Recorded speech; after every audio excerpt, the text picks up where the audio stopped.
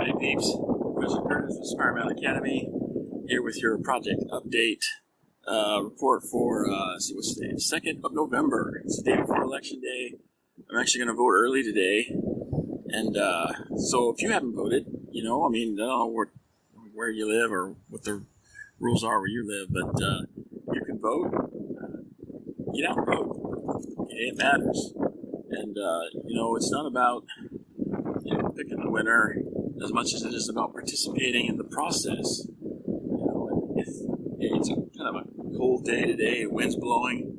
It's really great to be outside, but you know what? Even if there were a line out here, I think America is worth standing in a socially distanced line with your mask on in the cold and the wind. And it's just so you can, exercise your right to vote. So get out and vote.